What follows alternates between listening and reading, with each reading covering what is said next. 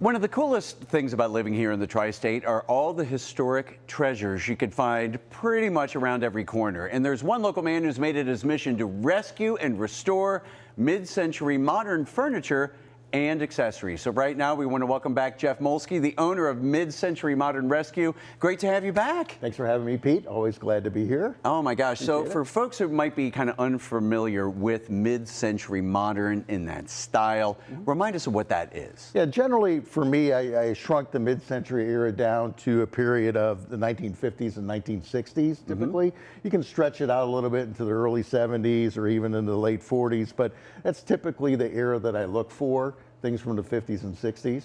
Yeah, and it kind of like harkens back to that, like the Mad Men era sort of thing, right? Exactly. Like, that cool design, features, furniture, accessories that pretty much go with any design style that you have. So it's what they thought was modern back in the mid-20th century, right? Sure. Okay, Exactly that right. makes sense there. So I know you brought some items with us here too, because in addition to a lot of the furniture pieces and things that you restore, you have a lot of really cool things like this that people back then would just kind of have around their home. Right.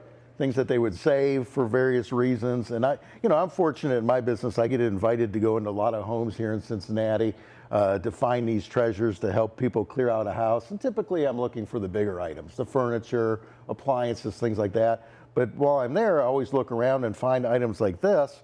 And living here in Cincinnati for over 30 years, anytime I find something Cincinnati related, kind of gravitate toward that. And that's some of the things I brought here with me today, and some other things that are just really cool, vintage, great story with it. Yeah, well, speaking of great stories and Cincinnati-related items, I know in addition to magazines, newspapers, and that sort of stuff, ashtrays seem to be pretty much everywhere. Everybody smoked. Your friends smoked. They came over to the house. You smoked. People decorated with ashtrays. I find a lot of ashtrays, and a lot of them, were great marketing pieces. Like this one, I can hold this one up and show you. This one I found.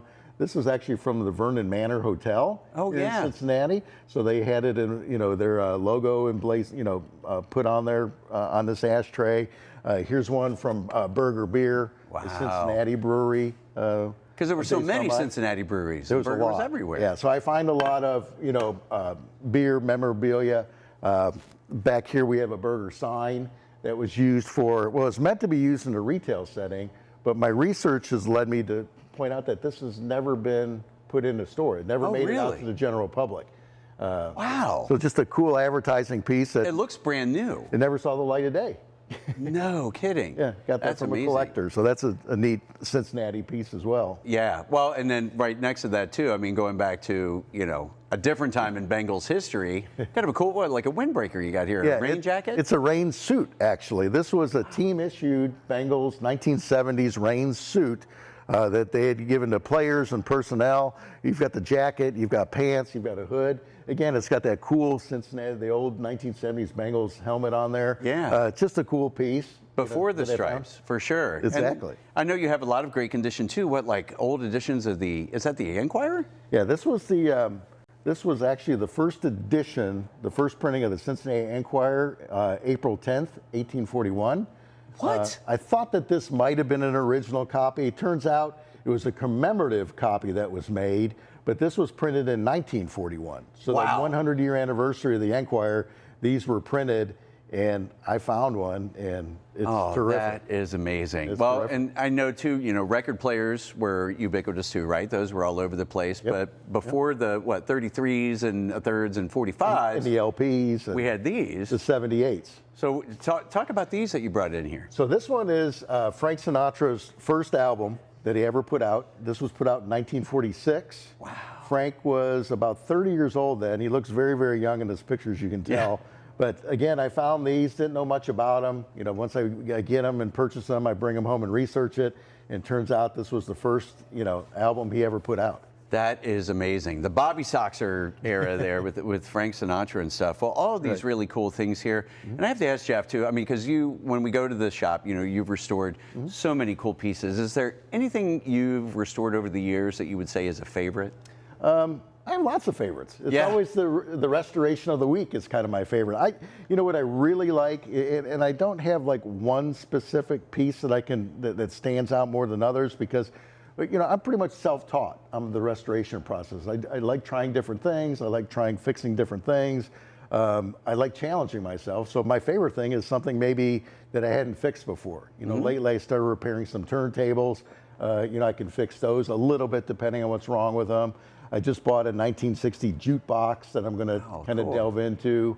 A 1957 Cadillac Coupe de Ville bumper that I found. Oh, wow. And I'm going to do a little restoration too, and have fun. Like a wall piece maybe or something. It's so heavy, you need a very strong anchors, but it's a fun piece. That is awesome. And we got to quickly say too that you just moved into a new space. I did. Last month I moved only about a mile away. So I'm currently in Madisonville on Madison Road. But the best way to get a hold of me is through Instagram. My Instagram account is still the main portal to get a hold of me.